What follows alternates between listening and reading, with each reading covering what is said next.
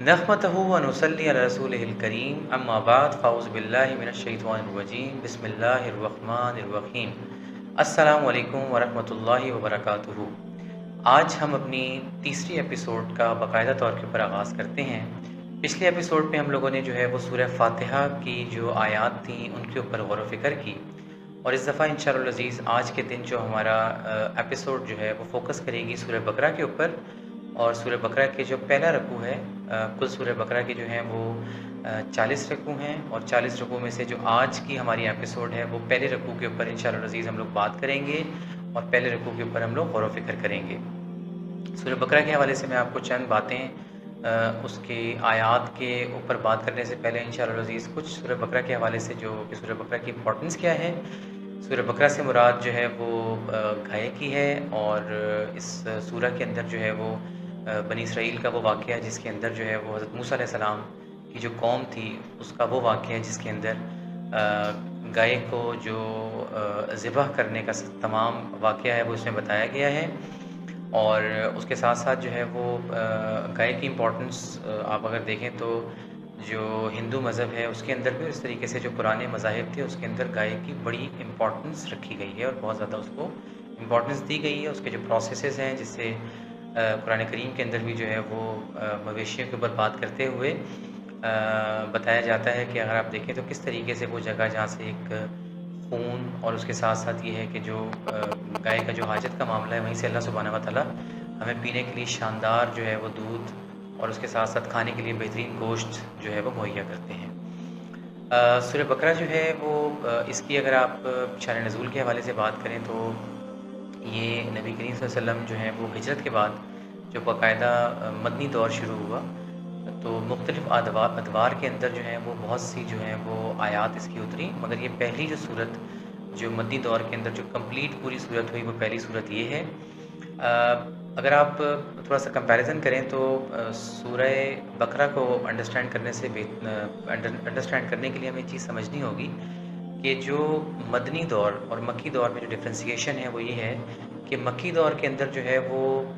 مشرکین مکہ جو ہیں ان کے حوالے سے بہت ساری آیات اتری ہیں، مگر جو مدنی دور کے اندر اگر آپ دیکھیں تو ہجرت کرنے کے بعد آپ کو پتہ ہوگا کہ وہ قبائل جیسے کہ اوس اور خزرج جو کہ سپورٹیو ٹرائبس تھے، جنہوں نے بیسیکلی نبی کریم صلی اللہ علیہ وسلم کو جو ہے وہ ویلکم کیا اور بلایا بھی، اور جن کے کہنے کے اوپر اور جیسے جیسے ان کو نبی کریم صلی اللہ علیہ وسلم کو حکم ہوا ہجرت کا تو وہ ہجرت کر جب وہاں کر کے تشریف لے گئے، اس وقت اگر آپ دیکھیں تو مدینہ منورہ کے اندر جو ہے وہ بہت ساری یہودی جو ٹرائبس تھے وہ وہاں پر آباد تھے۔ اس میں اگر آپ مین ٹرائبس دیکھیں تو اس میں بنو کینکا، بنو نذیر اور بنو قریظہ جو ہیں وہ مین ٹرائبس تھے جو کہ اوپوننٹس تھے، جو کہ نبی کریم صلی اللہ علیہ وسلم کے خلاف تھے۔ تو اس میں 2-3 طرح کی چیزیں بہت امپورٹنٹ ہیں۔ اگر آپ دیکھیں ایک تو مدینہ منورہ کے اندر جس طرح سے سورہ بقرہ ہے، سورہ آل عمران ہے، سورہ المائدہ ہے، سورہ نساء ہے، ان تمام چیزوں کے اندر ایک تو یہ ہے کہ جو ریاست تھی، مطلب جو اسٹیٹ تھی، اس کی اسٹیبلشمنٹ ہونا شروع ہوئی، اور اس کی جو اسٹیبلشمنٹ ہے اس کے اندر پہلے جو ہے، اب اس کو اس طرح سے کر لیں کہ جو ٹوٹل 40 رکوع ہیں اس میں اگر ہم 18 رکوع جو ہیں اس کو بغور دیکھیں تو اس کے اندر جو ہے وہ پچھلی جو وہ لوگ، مطلب جو پچھلی یہودیوں کی جو قومیں تھیں ان کے بارے میں بتایا گیا کہ وہ کس طرح سے تباہ ہوئیں، اور یہودی قبائل کیونکہ آپ دیکھیں تو مدینہ منورہ کے اندر جو ہیں وہ سیٹل بھی تھے، اور ان کا جو ہے وہ بڑا ایک فرم بلیف اگر آپ دیکھیں تو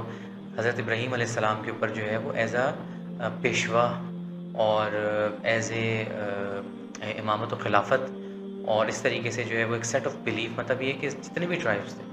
ان سب کا بڑا اسٹرانگ بلیف اس چیز کے اوپر تھا، اور اس میں کسی قسم کا کوئی ڈس ایگریمنٹ نہیں تھا کہ وہ ایک اسلامی پیشوا تھے۔ اسی طریقے سے اللہ سبحانہ و تعالیٰ نے پہلی جو کم و بیش 18 جو اگر آپ رکوع دیکھیں تو اس کے اندر ان کے تمام ادوار بتائے ہیں تاکہ وہ سمجھ سکیں کہ غلط اور صحیح کیا ہے، مطلب کہ حق کیا ہے اور باطل کیا ہے، مطلب یہ ہے کہ وہ کیا غلط کر رہے ہیں اور ان کو صحیح کیا کرنا ہے۔ اور اس کے بعد جو بقایا 22 رکوع بنتے ہیں سورہ بقرہ کے، اس کے اندر جو ہے وہ اللہ سبحانہ و تعالیٰ نے تھرو نبی کریم صلی اللہ علیہ وسلم مسلمانوں کی جو ذمہ داری ہیں ان کو اوپن کیا۔ تو یہ چند وہ چیزیں تھیں جو کہ سورہ بقرہ کی امپورٹنس کے حوالے سے میں نے آپ کو بتائیں. اور اگر آپ اس کو جنرلی یہ کہیں تو مسلمان جو ہیں وہ اس وقت نبی کریم صلی اللہ علیہ وسلم آپ یہ کہیں ان کی لیڈرشپ میں جو ہیں وہ مسلمان ایک باقاعدہ ریاست کا قیام کرنے گئے، اور اس کا جو ایک سوشو اکنامک اور پولیٹیکل اور اس طریقے سے یہ کہ تمام اسٹیٹ افیئرز، فیملی کے حوالے سے تمام چیزیں تھیں، فیملی لاز، اور اس طریقے سے اگر آپ دیکھیں تو آپ کی تمام چیزیں، چاہے وہ کرمنل لاز ہیں، فیملی لاز ہیں، آپ کے اسٹیٹ افیئرز ہیں، آپ کے سوشو پولیٹیکل سسٹمز ہیں، تمام چیزوں کو جو ہے وہ بہت ہی اچھے طریقے سے جو ہے وہ سورہ بقرہ کے اندر بتایا گیا ہے. تو آج کا انشاءاللہ العزیز ہم باقاعدہ طور کے اوپر جو ہے وہ شروع کرتے ہیں. انشاءاللہ العزیز جو ہے وہ سورہ بقرہ کے جو پہلی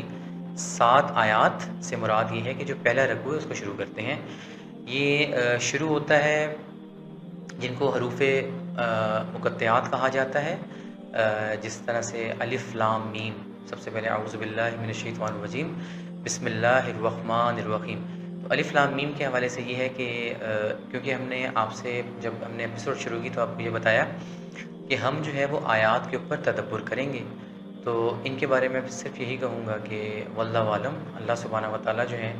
وہ الف لام میم کے بارے میں بہتر جاننے والے ہیں. اس سے اگر ہم آگے چلیں تو اب ہم آپ کو جو ہے وہ پہلی 7 آیات کا جو ہے وہ آیت بائی آیت ترجمہ جو ہے وہ شروع کرتے ہیں. تو سب سے پہلے جو ہے وہ قرآن کریم اور فرقان حمید جو ہے اس کے بارے میں یہ کیا بتایا جاتا ہے کہ یہ کتاب جو ہے، یہ کتاب جو ہے وہ کیا ہے، یہ کتاب لا ریب ہے. لا ریب سے مراد کیا ہے؟ یہ ایسی کتاب ہے جو کہ تمام شکوک و شبہات سے بالاتر ہے. اب دیکھیں قرآن کریم جو ہے، قرآن کریم اور فرقان حمید جو ہے اس کا جو دعویٰ ہے، مطلب اٹس اے چیلنج فرام اللہ سبحانہ و تعالیٰ کہ یہ وہ واحد کتاب ہے جو کتاب جو ہے جس کے اندر کوئی شک و شبہ نہیں ہو سکتا. اب ہم یہ دیکھتے ہیں کہ دنیا کے اندر جو ہے وہ کتنی کتابیں لکھی جاتی ہیں، کتنے آتھرز جو ہیں وہ کتابوں کو لکھتے ہیں، کتنے سائنٹسٹ جو ہیں وہ اپنے اپنے جو ہیں وہ ریسرچز کو کنڈکٹ کرتے ہیں اور اس کو بیسیکلی یہ کتابوں کی فارم کے اندر لے کے آتے ہیں. اس طریقے سے آپ دیکھ لیں تو اسکول سلیبس جو ہیں وہ بنائے جاتے ہیں، دنیا جہان کی ہم لوگ بکس لکھتے ہیں. آپ کسی بھی بک کے بارے میں یہ دعویٰ نہیں کر سکتے کہ اس کتاب میں کسی قسم کا جو ہے وہ شک نہیں ہے، کتاب لا ریب ہے. مطلب یہ ہے کہ جس کو یہ کہتے ہیں نا کہ ایبسولوٹ کلیئرٹی ہے کہ یہ کتاب جو ہے وہ جو بھی شخص اس کتاب کو فالو کرے گا وہ اس کتاب سے بیسیکلی کیا پائے گا؟ ہدایت ہی پائے گا. مطلب اس کتاب کے اندر جو ہے کوئی ایسی چیز نہیں ہے جس کے اوپر ڈاؤٹ کیا جا سکے. اب آپ یہ دیکھیں کہ یہ کیا ہے، یہ بلند رتبے والی کتاب ہے، یہ بلند مرتبے والی کتاب ہے. اور یہی وہ چیز ہے جو ہمیں سمجھنی ہے کہ ہر کتاب جو دنیا کے اندر موجود ہے اس وقت، ان کے اندر جو ایک کتاب جو کہ کتاب لا ریب ہے، وہ قرآن مجید جو ہے وہ کتاب ایسی ہے جو کہ انسان کی نہیں بلکہ اللہ سبحانہ و تعالیٰ کی بتائی ہوئی، اللہ سبحانہ و تعالیٰ کی لکھی ہوئی، اللہ سبحانہ و تعالیٰ کی. اور یہ کہاں لکھی ہے؟ لوح قرآنی کے اندر اللہ سبحانہ و تعالیٰ کی، اللہ سبحانہ و تعالیٰ کا کلام ہے حضرت محمد مصطفیٰ صلی اللہ علیہ وآلہ وسلم سے. اور اس کلام کو اللہ سبحانہ و تعالیٰ نے تمام پروٹیکشنز کے اندر جو ہے وہ اتارا اپنے نبی حضرت محمد مصطفیٰ صلی اللہ علیہ وآلہ وسلم کے اوپر. ایک بات تو ہمیں بڑی کلیئر سمجھ لینی ہے کہ یہ کتاب تمام جو شکوک اور تمام جو شک اور شبہ ہیں ان سے بالکل بالاتر کتاب ہے. اس کتاب کے اندر جو ہے وہ کسی قسم کا شک نہیں کیا جا سکتا. اور اس کتاب کے اندر جو ہے جب اس میں کسی قسم کی کوئی شک کی گنجائش نہیں تو پھر یہ سراسر ہدایت ہے اور سراسر رہنمائی ہے. کن لوگوں کے لیے رہنمائی مینس کن کے لیے ہے؟ یہ ان لوگوں کے لیے رہنمائی ہے جو کہ متقین ہیں. متقین جو ہیں ان کی سب سے بہترین چیز ہمیں سمجھنی ہے کہ پہلی جو چیز ہے وہ یہ ہے کہ اس کی ایک ایک آیت جو ہے وہ 110% صحیح ہے. کوئی آیت ایسی نہیں ہے جس کو ہم یہ کہہ سکتے ہیں کہ یہ ناسخ ہو گئی یا یہ آیت جو ہے یہ منسوخ ہو گئی. یہ خود اللہ سبحانہ و تعالیٰ جو ہے ان کی ترتیب ہے جو کہ اللہ سبحانہ و تعالیٰ نے جبرائیل امین جو اللہ سبحانہ و تعالیٰ کے برگزیدہ نہایت ہی برگزیدہ فرشتے ہیں ان کے تھرو جو ہے اس کو نبی کریم صلی اللہ علیہ وآلہ وسلم کے اوپر اتارا. اب اگر ہم دیکھیں تو اس کو اتارنے کے حوالے سے اگر آپ دیکھیں تو نبی کریم صلی اللہ علیہ وآلہ وسلم کی جو احادیث مبارکہ ہیں اس سے اگر ہم دیکھیں تو ڈفرینٹ فارمز سے جو ہے وہ وحی کا سلسلہ جو ہے وہ ہوا کرتا تھا. ایک تو یہ ہے کہ ایک جب پوچھا گیا احادیث کی روشنی میں نبی کریم صلی اللہ علیہ وسلم سے کہ آپ کو جو ہے وہ کس طرح سے جو ہے وہ وحی جو ہے وہ کس طریقے سے ہوتی، تو پہلی تو یہ تھی کہ جب وحی نبی کریم صلی اللہ علیہ وسلم کے اوپر جو ہے وہ نازل ہوتی تھی، یا وہی جو ہے وہ اس کا سلسلہ شروع ہوتا تھا، تو وہ فرماتے ہیں کہ مجھے جو ہے وہ گھنٹیوں کی سی آواز جو ہے وہ سنائی دیتی تھی۔ ابھی جو گھنٹیوں کی سی آواز کو سنائی دینے سے مراد یہ ہے کہ جس وقت جو ہے وہ قرآن کریم اتارا جاتا تھا تو ایک گھنٹیوں سی کی کیفیت ہے، اور معاملہ یہ ہے کہ ایک اور حدیث کے اندر کہ جس وقت نبی کریم صلی اللہ علیہ وسلم کے اوپر جو ہے وہ احادیث کی روشنی میں جب جو ہے وہی جو ہے اس وقت اتر رہی ہوتی تھی نبی کریم صلی اللہ علیہ وسلم کے اوپر، تو اس وقت معاملہ یہ ہے کہ شدید ترین اگر سردی کا موسم بھی ہے تو نبی کریم صلی اللہ علیہ وسلم کے ماتھے کے اوپر جو ہے وہ پسینہ جو ہے ان کے شکن کے اوپر پسینہ ہوتا تھا، اور ان کا جو ہے وہ چہرے کا رنگ جو ہے وہ بدل جاتا تھا۔ مطلب یہ ہے کہ آپ اس سے اندازہ لگائیں کہ ایک جو ہے وہ ایک وقت اس طرح ہوا، احادیث کی روشنی میں آپ کو بتا رہا ہوں کہ نبی کریم صلی اللہ علیہ وسلم جو ہیں وہ ایک صحابی جو ہیں ان کی جو ہے وہ اپنا جو سر جو ہے وہ انہوں نے اس طریقے سے ہے کہ وہ ان کی جو شانے ہیں، تو جو شانے ہوتے ہیں جو آپ کے ایک طرح سے پٹھا ہے، اس کے اوپر انہوں نے سر اپنا رکھا اور سر رکھ کے وہ لیٹے ہوئے ہیں، اور وہ فرماتے ہیں کہ جس وقت وہی جو ہے وہ اسی وقت جو نبی کریم صلی اللہ علیہ وسلم کے اوپر جو ہے وہ وہی اترنے کا سلسلہ شروع ہوا، اور میرے اوپر جو ہے وہ بوجھ پڑنا شروع ہو گیا، اور بوجھ پڑتے پڑتے معاملہ یہ ہوا کہ مجھے ایسا لگتا تھا کہ میری جو ٹانگ ہے وہ کہیں پھٹ جائے گی۔ مطلب یہ آپ دیکھیں کہ یہ ان کا حالت ہو گیا کہ ان کی جو ٹانگ ہے ان کو ایسا لگتا تھا کہ یہ پھٹ جائے۔ مطلب یہ اتنا جو ہے وہ سخت ترین معاملہ ہوتا ہے جو کہ انبیاء کے اوپر جو ہے وہ اللہ سبحانہ و تعالیٰ کا جب کلام اترتا ہے۔ یہ میں آپ کو بتانے کا مقصد یہ ہے کہ یہ جو کلام ہے یہ اللہ سبحانہ و تعالیٰ کا کلام ہے، اور یہ آیا ہے نبی کریم صلی اللہ علیہ وسلم کے اوپر، اور اس کو اتارنے والے جو ہیں وہ ہیں جبرائیل امین۔ اس کی ترتیب جو ہے جو قرآن کریم ہمارے پاس موجود ہے، یہ خود نبی کریم صلی اللہ علیہ وسلم جو ہے وہ باقاعدہ حدیث کی روشنی میں کہ جبرائیل امین کے ساتھ جو ہے وہ ہر رمضان میں اس کا جو ہے وہ دور کیا کرتے تھے، اور اس کتاب کے اندر کسی قسم کا کوئی شک و شبہ نہیں ہے، اور یہ تمام جو ہے وہ شک و شبہ سے بالاتر کتاب ہے۔ مگر اس کے اندر جو چیز ہمیں سمجھنی ہے کہ یہ ہدایت ہے کن کے لیے؟ جو متقین ہیں۔ متقین کون ہیں؟ متقین وہ لوگ ہیں جو کہ تقوی والے ہیں، جو کہ تقوی اختیار کرتے ہیں، اور تقوی اختیار کرنے سے مراد یہ ہے یہ تعلق ہے محب کا اپنے محبوب کے ساتھ، کہ شخص بیسیکلی اس کو آپ یہ سمجھ لیں کہ جو انسان ہے جو اللہ سبحانہ و تعالیٰ کا خلیفہ ہے، جس کا ذکر جو ہے وہ سورہ بقرہ کے اندر موجود بھی ہے، اور انسان کی جو ذمہ داریاں ہیں وہ بھی اس کو بتا دی گئی ہیں اس کے اندر، کیونکہ اللہ تعالیٰ سے ہم نے خود سورہ فاتحہ کے اندر جو ہے یہی پوچھا تھا کہ اگر آپ دیکھیں تو اہدنا الصراط المستقیم، تو وہ یہ صراط مستقیم کون سی ہے؟ تو جب ہم اس طرف جاتے ہیں تو اللہ سبحانہ و تعالیٰ نے سورہ بقرہ کے اندر جو ہے وہ انسان کو ایک پراپر سیکوینشل سیٹنگ کے اندر بتایا کہ یہ متقین لوگ جو ہیں وہ کون سے جو تقوی اختیار کرتے ہیں، اور تقوی اختیار کرنے والے لوگ وہ ہیں جو کہ یہ سمجھ لیں کہ اپنے محبوب سے بے انتہا محبت کرتے ہیں، اور اس محبت کی وجہ سے وہ اس کی ناراضگی سے ڈرتے ہیں۔ تو ان کا جو پورا دن ہے اور ان کی زندگی جو ہے وہ صرف اور صرف ایک چیز میں گزرتی ہے کہ کہیں ایسی کوئی چیز نہ ہو جائے جس کی وجہ سے میرا رب مجھ سے ناراض ہو جائے۔ تو متقین سے مراد ہو گئی اللہ سبحانہ و تعالیٰ سے ڈرنے والے لوگ۔ تو یہ ہدایت ہے، ہدایت کا سرچشمہ ہے اس کس کے لیے؟ جو کہ اللہ سبحانہ و تعالیٰ سے ڈرنے والے لوگ ہیں، جو کہ تقوی اختیار کیے ہوئے ہیں۔ اب آگے جو ہیں ان کی نشانیاں ہیں کہ ان کی نشانی کون سی ہے، تو ان کے لیے جو سب سے پہلی چیز ہے وہ یہ ہے کہ وہ اللہ سبحانہ و تعالیٰ کے اوپر کیا کرتے ہیں کہ بن دیکھے ایمان رکھتے ہیں، اور پھر اس کے بعد کیا ہے کہ نماز جو ہے وہ اس کے آداب کے ساتھ کیا کرتے ہیں؟ قائم کرتے ہیں، اور تیسری چیز کیا ہے کہ وہ جو ان کو رزق عطا کیا گیا ہے اس میں سے کیا کرتے ہیں کہ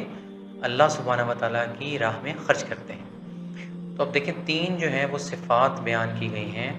متقین کی کہ متقین کون سے لوگ ہیں۔ پہلے آپ یہ دیکھیں تو جو سب سے پہلی چیز ہے وہ یہ ہے کہ وہ بن دیکھے پر یقین رکھتے ہیں۔ تو بن دیکھے سے مراد یہ ہے کہ وہ، اب آپ یہ دیکھ لیں کہ ہم اپنے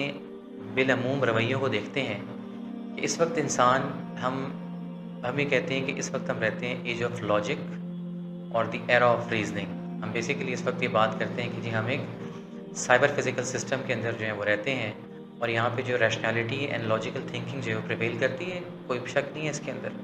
انسان کی جو ہے وہ ریشنل تھنکنگ ہونی چاہیے, اس کے ڈیسیژنز جو ہیں وہ بالکل پریگمیٹک ہونے چاہیے, اس کی سوچ جو ہے اس کے اندر جو ہے وہ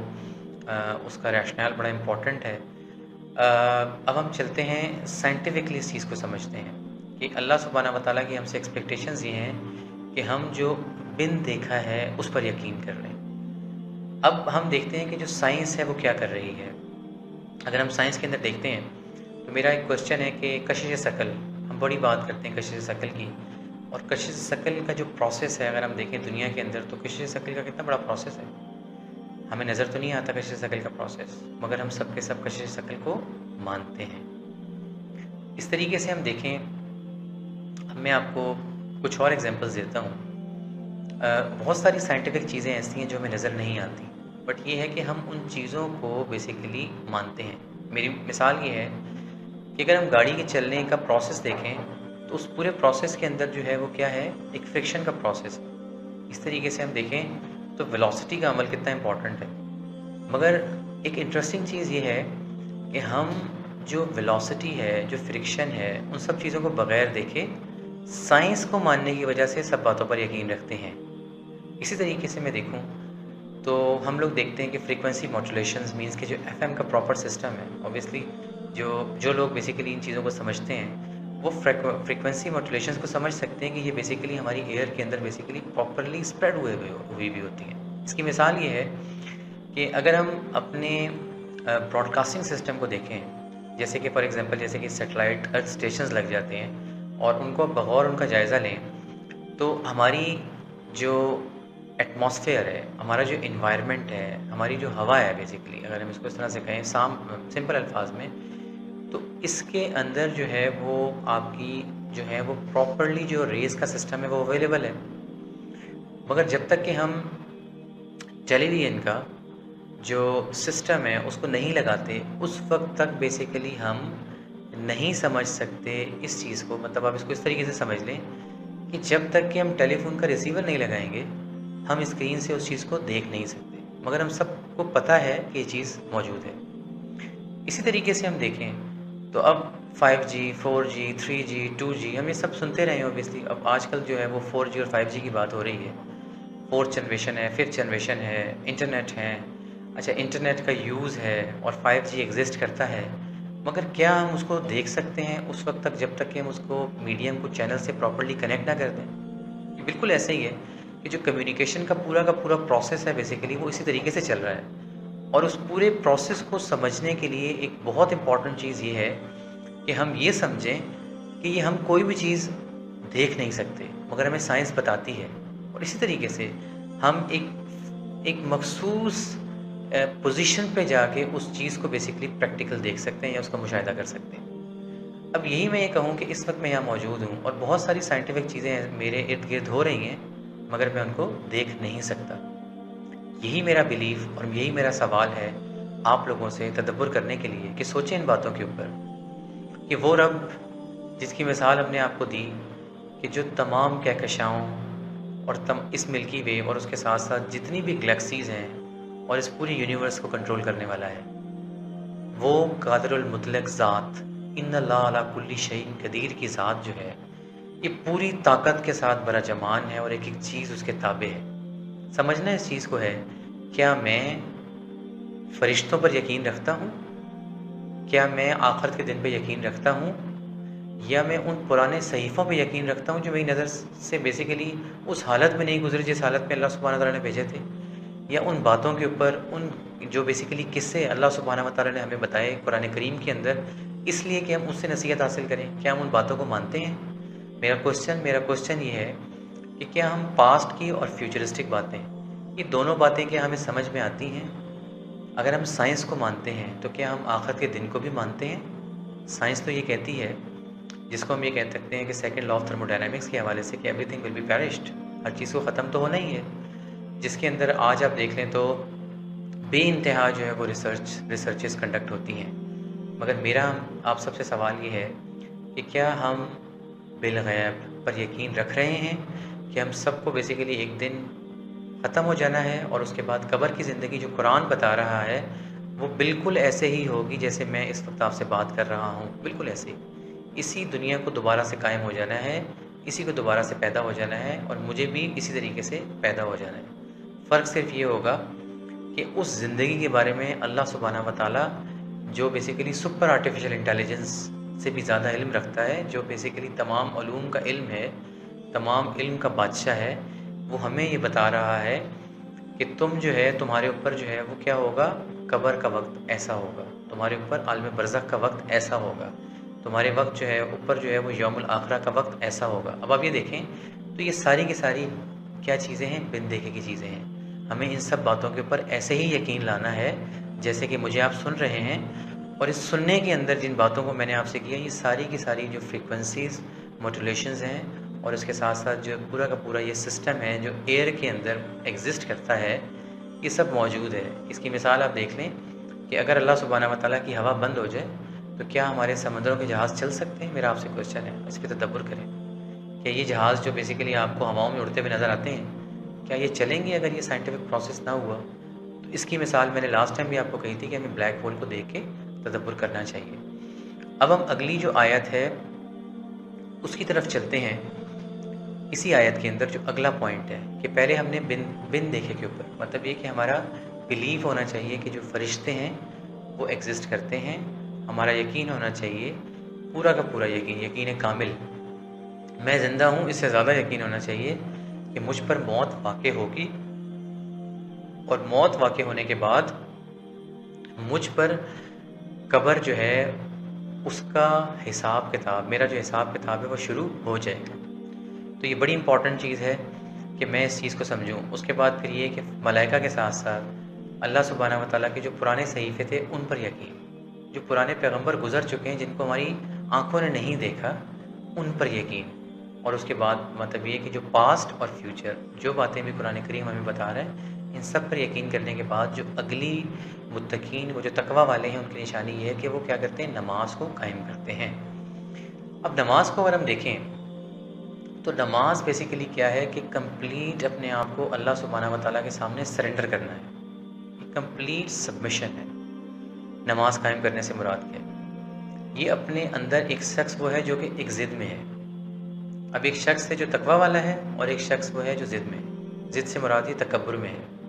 उससे नमाज नहीं कायम हो सकती। बेशक वो सजदे भी कर रहा होगा अल्लाह सुब्हानहू व तआला की ज़ात को, बेशक वो रुकू भी करता होगा, मतलब रुकू भी करता होगा, सजूद भी करता होगा, क़याम भी करता होगा, उसका जिस्म ज़रूर ये सब की सब चीज़ें करता तो होगा, मगर वो नमाज कायम नहीं कर सकता। नमाज कायम करने से मुराद ये है कि मैं अल्लाह सुब्हानहू व तआला से ये दुआ कर रहा हूँ कि मैं सालिहीन लोगों के नक्शे कदम पर चलना शुरू कर दूँ। अल्लाह सुब्हानहू व तआला के नबी करीम सल्लल्लाहु अलैहि वसल्लम की सबसे बड़ी सिफ़त है कि वो सादिक थे और अमीन थे, वो सच्चे थे, वो अमानतदार थे, वो झूठे नहीं बल्कि सच्चे थे। इसके साथ साथ वो किसी का माल खाने वाले नहीं थे, वो किसी के साथ नाइंसाफ़ी करने वाले नहीं थे। अब मैं इस वक्त यहाँ बैठकर अगर आपको ये बताऊँ कि मैं मांग तो क्या रहा हूँ सूरह फातिहा के अंदर कि मुझे इनाम याफ्ता लोगों के रास्ते पर चला दें, मतलब ये कि मुझे अंबिया के रास्ते पर चला दें, और यहाँ अल्लाह सुब्हानहू व तआला मुझसे ये एक्सपेक्ट कर रहे हैं कि अगर मैं तकवा करने वाला हूँ तो फिर नमाज मुझ पर कायम हो जानी चाहिए। मैं कारोबार करूँ तो उस पर नमाज कायम हुई भी नज़र आई, मैं कोई नौकरी करता हूँ तो उसके अंदर जो है वो मुझे नमाज जो है वो कायम होती हुई नज़र आए, मैं माशरे में हूँ तो इन्ना सलात तन्हा अनिल फ़ाहशाहि वल मुनकर की जो है बेसिकली सोच, वो क्या हम पर पूरी उतरी कि ये क्या करती है कि ये पहले इंसान को फ़वाहिशात से दूर करती है और फिर उसको मुनकर होने से बचाती है। क्या मेरी आँखों के अंदर जो है वो शर्म पैदा हो गई नमाज़ पढ़ने से? क्या मेरे कान जो हैं उनके अंदर जो है वो मैं कोई ऐसी बात तो नहीं सुनता माज़अल्लाह अस्तग़फ़िरुल्लाह जो कुरान के बरख़िलाफ़ है, जो अल्लाह सुब्हानहू व तआला के बरख़िलाफ़ है? क्या मेरा करैक्टर वो है जो एक्सपेक्टेशंस मेरी जो हैं वो कुरान करीम के अंदर और नबी करीम सल्लल्लाहु अलैहि वसल्लम की हदीस से मुझे पता लगती हैं? अगर ऐसा नहीं है तो मेरी नमाज़ कायम नहीं हो रही। अब इससे ये फ़र्क नहीं पड़ता कि मैं नमाज़ पढ़ता हूँ या मैं नमाज़ नहीं पढ़ता। एक ज़िद वो है जो इंसान को, जो अल्लाह सुब्हानहू व तआला का इनकार कर देती है। اور دوسرا تکبر وہ ہے جو انسان نمازیں تو پڑھتا ہے مگر وہ اللہ سبحانہ و تعالیٰ کا انکار کر دیتا ہے، نہ فواہشات سے بچتا ہے اور نہ ہی وہ چیزیں جو کہ اللہ سبحانہ و تعالیٰ کی، جس کو ہم کہتے ہیں نا کہ منکر ہو جاتے ہیں، کہ نہ ہی وہ اللہ سبحانہ و تعالیٰ کی آیات کا منکر ہوتا ہے، کیونکہ تقویٰ سے میں نے آپ کو یہ بات بتائی ہے کہ وہ اللہ سے ڈرنے والا ہوتا ہے اور وہ آخرت کے دن کے اوپر یقین رکھتا ہے۔ اور یہی وہ چیز ہے، میں پھر آپ سے کہوں گا کہ اس کے اوپر آپ پونڈر کریں کہ جس طرح سے ہم ویلوسٹی پہ یقین رکھتے ہیں، ان ٹائم اینڈ اسپیس اور کاسمولوجی اور فزکس اور میٹا فزکس، اس کے اوپر ہم ڈیبیٹ کرتے ہیں، ڈسکشنز کرتے ہیں، حالانکہ آپ دیکھیں ہر وہ بک جو لکھی جاتی ہے کچھ وقت کے بعد وہ اس کے اندر چیزیں خود پروف کرتی ہیں کہ وہ بک غلط تھی، مگر یہ وہ بک ہے جو 1450 سال سے اپنے آپ کو پروف کر رہی ہے کہ میں ہر ایک آیت کے مطابق بالکل ٹھیک ہوں، ہمیشہ ایسے ہی ہوا اور آگے بھی اللہ تعالیٰ کے فضل و کرم سے تا قیامت ایسا ہی ہوگا۔ مگر جس طرح میں ویلوسٹی پہ یقین رکھتا ہوں کہ ایسے ہی میں آخرت کے دن پہ بھی یقین رکھتا ہوں، اور اگر ایسا ہے تو پھر اہدنا الصراط المستقیم کن لوگوں کے لیے، اور میں نماز میں اللہ سبحانہ و تعالیٰ سے کیا مانگتا ہوں۔ تیسری بات، جو تیسری نشانی جو ہے وہ اللہ سبحانہ و تعالیٰ نے ہمیں بتائی سورہ بقرہ کی جو پہلے رکوع کی تیسری نشانی، بیسیکلی اسی نشانی ہے، اور اس وقت جو ہم بات کر رہے ہیں وہ بھی بیسیکلی تیسری آیت ہی کی کر رہے ہیں، وہ یہ ہے کہ وہ ان کو جو اللہ سبحانہ و تعالیٰ مال دیتے ہیں وہ خرچ کرتے ہیں۔ اب آپ یہ دیکھیں، یہ بڑی امپورٹنٹ چیز ہے، مال سے مراد کیا ہے؟ مال سے مراد یہ ہے کہ اللہ سبحانہ و تعالیٰ کی جتنی بھی نعمتیں ہیں اس کا شکر ادا کرتے ہیں ہم، کیونکہ ہر چیز کو میٹیریل میں کاؤنٹ کرتے ہیں۔ جیسے مثال کے طور پر آپ دیکھیں کہ اپنے مومن ہونے کی دو معراجز، مطلب یہ کہ دو، آپ کہہ سکتے ہیں کہ دو سائڈز ہمیں بتا دی گئی۔ ایک یہ ہے کہ وہ چیز جو اپنے لیے پسند کرتے ہو وہی اپنے مومن بھائی کے لیے پسند کرو، اور دوسری چیز کیا ہے کہ نبی کریم صلی اللہ علیہ وآلہ وسلم کے اوپر کی جو محبت ہے وہ تمہاری کیا ہونی چاہیے کہ اپنے ماں باپ اولاد اس دنیا میں ہر چیز سے زیادہ ہوگی تو تمہارا ایمان پورا ہوگا۔ یہ دو آپ کہہ سکتے ہیں کہ دو ایک طرح سے ہمارے پاس پلرز ہم نے رکھ لیے نشانی کے طور کے اوپر۔ اب کیونکہ ہم مٹیریلسٹک ہے نا، تو ہماری سوچ صرف یہی جاتی ہے کہ ہم ہر چیز کو مٹیریل میں دیکھتے ہیں۔ پوائنٹ یہ ہے یہاں پہ اور اس حدیث کے اندر بھی کہ میں جو اخلاق اپنے لیے پسند کرتا ہوں وہی اخلاق مجھے دینا چاہیے اپنے مومن بھائی کو۔ اب آپ دیکھ لیں، ہم اخلاق کے حوالے سے دیکھتے ہیں۔ اب دیکھیں، مجھے اللہ سبحانہ و تعالیٰ نے ایک نعمت دی، وہ نعمت ہے عزت والی نوکری، لیٹ سپوز۔ میں اس نوکری کے اندر جو ہے، جو نالج مجھے اللہ سبحانہ و تعالیٰ نے دیا، جو وزڈم دیا، میں اس کو ٹرانسفر کرتا ہوں یا میں لوگوں سے چھپاتا ہوں؟ جو مجھے اللہ سبحانہ و تعالیٰ نے نعمت دی، جو میں جاب کر رہا ہوں فار ایگزامپل، یا مجھے اللہ سبحانہ و تعالیٰ نے انٹرپرینور بنا دیا، یا مجھے اللہ سبحانہ و تعالیٰ نے ایک بزنس مین بنا دیا، یا مجھے اللہ سبحانہ و تعالیٰ نے ایک استاد بنا دیا، یا اللہ سبحانہ و تعالیٰ نے مجھے ایک مزدور بنا دیا، مجھے اللہ سبحانہ و تعالیٰ نے کچھ بھی بنا دیا، کیا جو مجھے اللہ سبحانہ و تعالیٰ نے نعمت مجھے بخشی ہے، جو مجھے نعمت عطا کی ہے، کیا اس کو میں خرچ کرتا ہوں؟ جب مجھے اللہ سبحانہ و تعالیٰ نے علم دیا، کہ وہ میں آگے علم ٹرانسفر کرتا ہوں؟ جو مجھے ہنر دیا، کیا وہ میں ہنر آگے ٹرانسفر کرتا ہوں؟ جو مال مجھے اللہ سبحانہ و تعالیٰ نے عطا کیا، کیا میں اس کو آگے بیسکلی شیئر کرتا ہوں یا لوگوں کو دیتا ہوں؟ مجھے اللہ سبحانہ و تعالیٰ نے، مگر ایسا کچھ بھی نہیں ہوتا۔ میری پوزیشن، میری اتھارٹی اور میرے پرسنل انٹرسٹ اور میری نفس کی غلامی نے مجھے بالکل اس کے برعکس رکھا ہوا ہے۔ تو آپ دیکھیں کہ متقین کی جو پہلی 3 نشانیاں تھیں، ان پہلی 3 نشانی کے اندر آپ دیکھ لیں، اگر ہم اس کو ریپیٹ بھی کر لیں تو کیا ہم فلاسفی پہ جیسے مانتے ہیں، کیا آخرت کے دن کو بھی ایسے ہی مانتے ہیں؟ اور کیا اللہ کے خوف سے ہم وہ کرتے ہیں جو اللہ تعالیٰ ہمیں کہتے ہیں؟ کیا ہم انصاف قائم کرنے والے ہیں؟ کیا ہم امانت دار ہیں؟ کیا ہم سچے ہیں؟ اگر نہیں ہیں تو ہم متقین نہیں ہیں، ہم تقوی والے نہیں ہیں۔ اور اس کے اگینسٹ اگر ہم دیکھیں تو اس کی ضد ہے، وہ یا تو کفر ہو سکتا ہے، معاذ اللہ استغفر اللہ، یا منافقت ہو سکتا ہے۔ اور قرآن کے اندر 3 طبقات ہیں، اس کے علاوہ کوئی طبقہ موجود نہیں ہے۔ دوسرا پوائنٹ، نماز کو ہم قائم کرتے ہیں تو مجھے آپ دیکھ لیں کہ ہم اپنے معاشرے پہ نظر ڈالتے ہیں اور ہم دیکھتے ہیں کہ نماز کتنی قائم ہو رہی ہے۔ اور تیسرا جو پوائنٹ جو بہت امپورٹنٹ ہے اسی کے اندر جو نشانی بتائی گئی متقین کی، وہ یہ ہے کہ وہ کیا کرتے ہیں کہ اپنی نعمتوں کو جو ہے وہ خرچ کرتے ہیں۔ صرف وہ ایک مال نہیں ہے، وہ ہر وہ چیز ہے جو اللہ سبحانہ و تعالیٰ نے انسان کو عطا کی ہے۔ تو ہمیں اپنے رویوں کے اوپر بیسیکلی خود سوچنا ہے کہ ہم پوزیشن، اتھارٹی، پرسنل انٹرسٹ، جس کو میں عام الفاظ میں کہتا ہوں تکبر، حرص، حسد، مال کو جمع کرنے کی خواہش، ہر وہ چیز جو ہمیں آتی ہے کسی دوسرے کو نہ پتہ لگ جائے، سیکرٹس ریویل نہ ہو جائیں۔ بزنس سیکرٹس پہ کوئی چیز ہوتی ہے، پروفیشنلزم کے اندر بھی ہم یہی کرتے ہیں کہ کسی کو کچھ سکھا دیا، کسی کو کچھ امپاور کر دیا، تو تو یہ جو ہم بیسیکلی امپاورمنٹ کی باتیں کرتے ہیں، جو ہم ویسٹ سے بہت زیادہ متاثر بھی ہوتے ہیں، اگر ہم دین اسلام کو سمجھیں تو وہ جو آج ویسٹرن ورلڈ بڑی بات کرتے ہیں، the height of intelligence is humbleness, تو جب تک مسلمان اور مسلمان کے اندر جو متقین ہیں، جو مومنین ہیں، وہ اس قرآن کریم کو سمجھ ہی نہیں سکتے جب تک کہ ان کو نماز عطا نہ ہو جائے۔ اور اس سے مراد یہ ہے کہ جب تک کہ انسان کے اوپر نماز قائم نہ ہو جائے، وہ قرآن کریم کو سمجھنے سے قاصر ہے، اور یہ وہ چیز ہے جو ہمیں سمجھنی ہے۔ اس کے بعد کیا ہے کہ وہ کلام جو کہ وہ لوگ جو ایمان رکھتے ہیں، وہ لوگ جو متقین ہیں، پہلے 3 نشانیاں ہم نے بتائیں قرآن کریم کی روح سے، اور اس کے بعد بقایا جو نشانیاں ہیں وہ کیا ہیں، جو باقی کی نشانیاں ہیں کہ وہ کیا کرتے ہیں کہ جو اس کلام پہ بیسیکلی کیا ہے کہ یہ ایمان رکھتے ہیں، جو اتارا گیا کس کے اوپر، حضرت محمد مصطفیٰ صلی اللہ علیہ وآلہ وسلم کے اوپر، اور آپ سے جو پہلے پیغمبر جو گزر چکے ہیں ان کے اوپر، اور اسی طریقے سے کیا ہے کہ وہ کیا کرتے ہیں، یقین رکھتے ہیں آخرت کے دن کے اوپر۔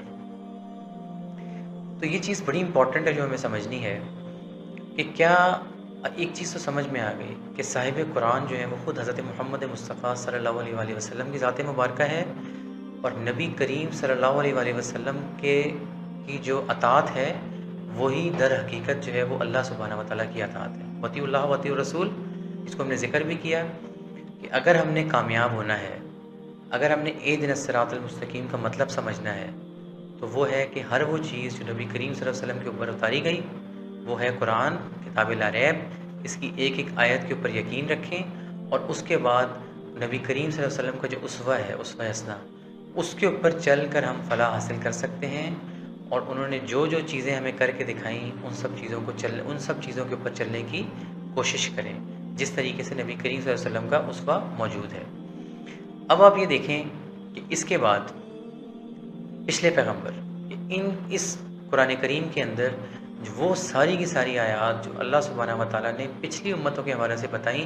ان سب کے اوپر ہم نے یقین رکھنا ہے۔ یقین رکھنے سے مراد یہ ہے ان سے نصیحت حاصل کر کے اس کے اوپر چلنا ہے،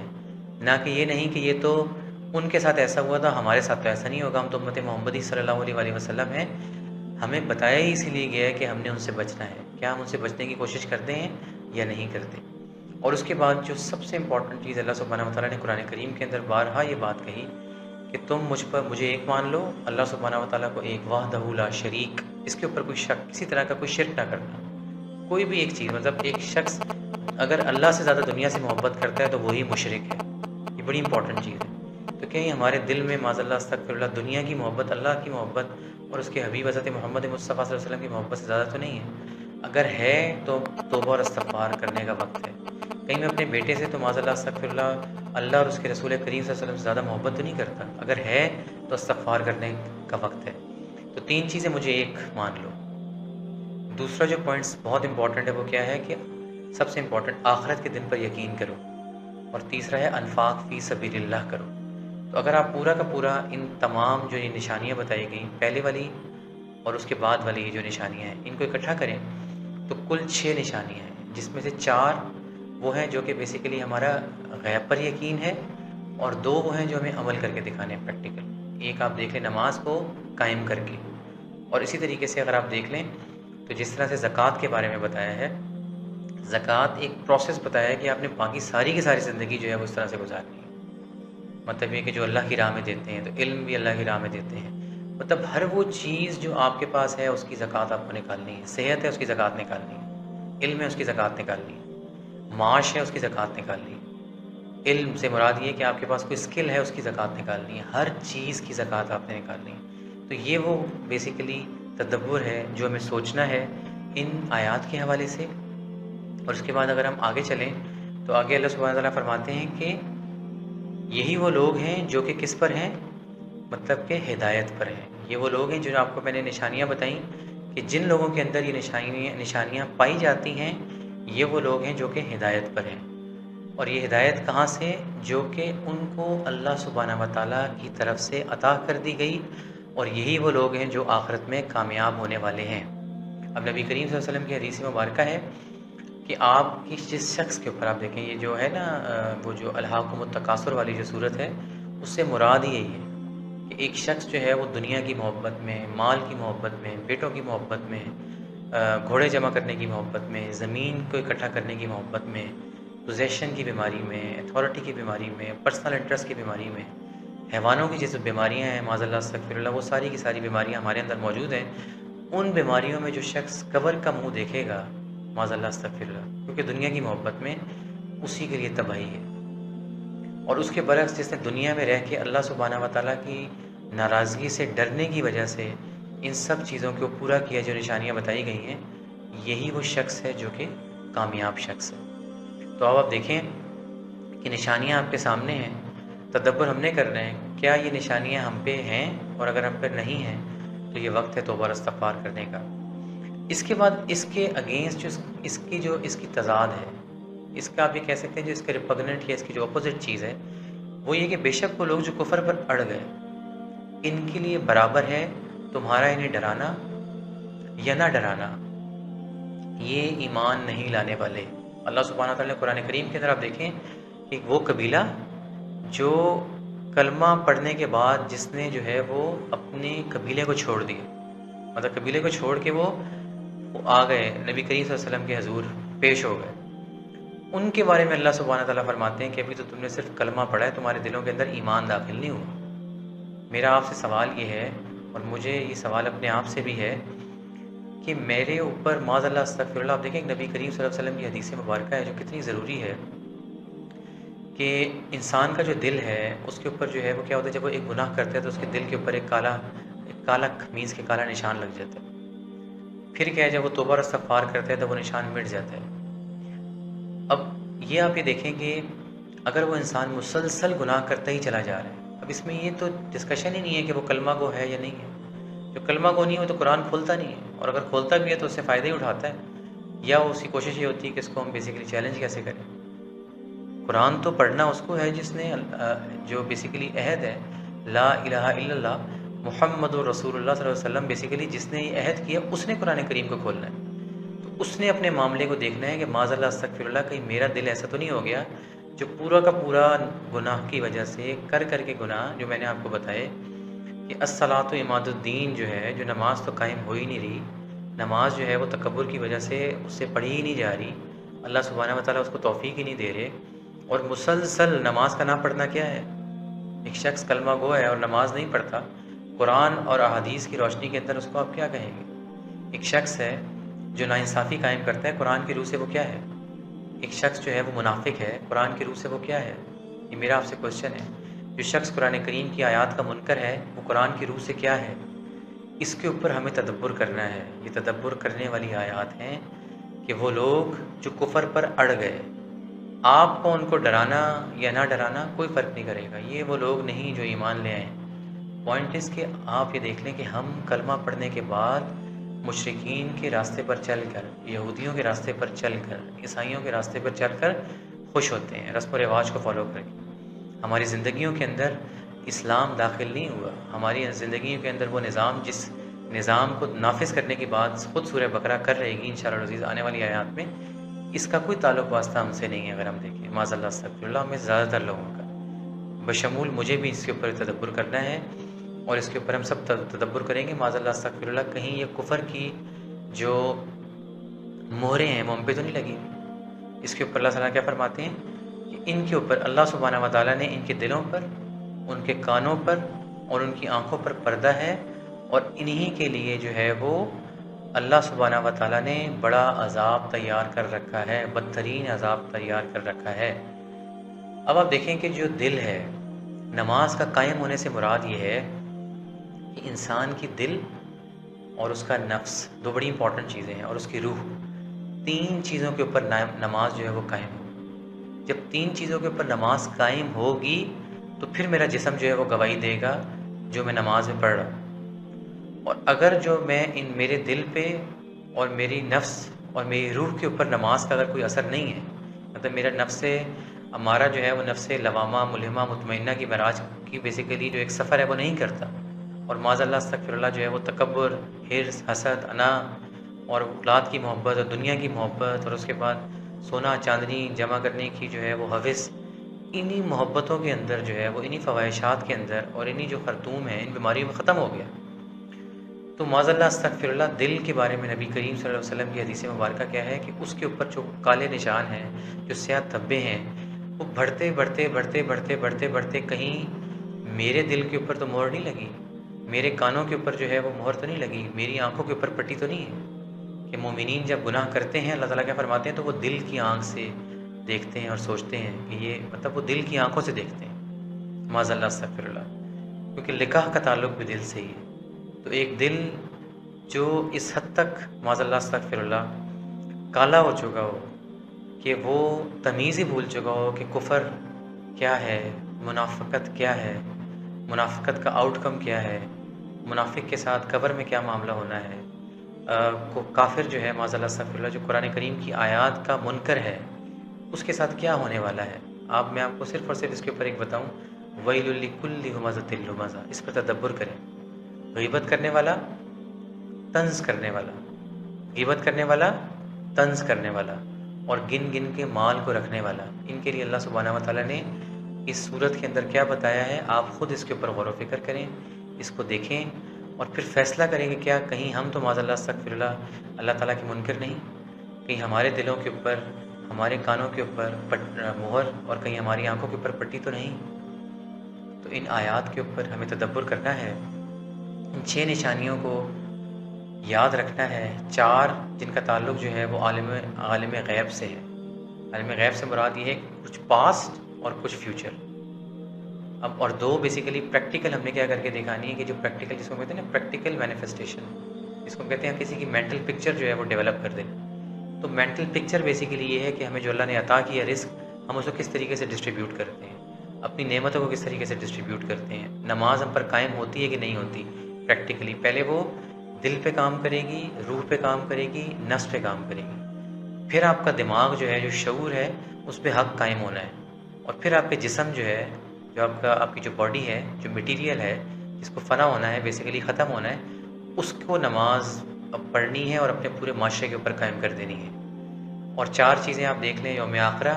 فرشتوں کے اوپر ہم کتنا ایمان رکھتے ہیں کہ وہ ہر وقت لکھ رہے ہیں کہ نہیں لکھ رہے ہیں چیزیں، ہماری نیکی اور بدی ہم اکاؤنٹیبل ہیں کہ نہیں ہیں۔ اس طریقے سے پرانے جو صحیفے ہیں، جو پرانی کتابیں ہیں، ان پر ہم کتنا یقین رکھتے ہیں، پرانے جو پیغمبر جو گزر چکے ہیں ان کے اوپر ہمارا کتنا ایمان ہے۔ تو اس کے اوپر جو ہے وہ نبی کریم صلی اللہ علیہ وآلہ وسلم کی ایک حدیث مبارکہ ہے جس پر ہم کنکلوڈ کریں گے، اور وہ یہ ہے کہ انہوں نے فرمایا کہ جو اسلام ہے وہ ایک عمارت کی مانند ہے، اور اس عمارت جو ہے اس کے اندر انبیاء جو ہیں ان کا رول ایسے ہے کہ وہ تمام کیا ہیں، وہ اینٹوں کی مانند ہے، مطلب وہ مختلف اینٹیں ہیں، اور اس کے اندر جو کیا ہے کہ ایک اینٹ ایسی ہے جس کی وجہ سے وہ جو اسلام تھا وہ پورا نہیں ہوا تھا، مطلب دین اسلام جو ہے وہ پورا کمپلیٹ نہیں ہوا۔ تو کم و بیش 1,24,000 انبیاء آئے، اپنا کام کرتے رہے، کرتے ہی چلے گئے، مگر یہ کہ جب تک نبی کریم صلی اللہ علیہ وآلہ وسلم نے آ کر جو مہر نبوت تھی اور جو ختم نبوت تھی، بیسیکلی مہر نبوت تو خیر اوبیسلی تمام انبیاء کے ساتھ تھی، جو ختم نبوت تھی اور سردار نبوت تھی، اور جو قرآن کریم کا جو وہ عہد جو انبیاء نے کیا تھا اس کو پورا ہونا تھا ان کے اوپر، تو اس کے اوپر انہوں نے کیا کہا کہ وہ اینٹ جو آخری اینٹ تھی وہ میں ہوں، اور اب دین اسلام جو ہے وہ پورا ہو چکا ہے، اور وہ پورا ہو کر ہمارے سامنے موجود ہے قرآن کریم کے اندر، اور ہمیں اس سے ہدایت لینی ہے۔ تو ہم سب مل کر جو ہے وہ اللہ سبحانہ و تعالیٰ سے توبہ کریں، استغفار کریں، اور اس سے دعا کریں کہ یا اللہ سبحانہ و تعالیٰ ہمیں صالحین کے رستے پر چلا دے، ہمیں متقین لوگوں میں شامل فرما دے، اور ہمیں قرآن کریم کی آیات سے ہدایت عطا فرما، اور ہمیں اس کو پڑھنے کی، اس کو سمجھنے کی اور اس پر عمل کرنے کی توفیق عطا فرمائیں۔ وما علینا الا البلاغ المبین۔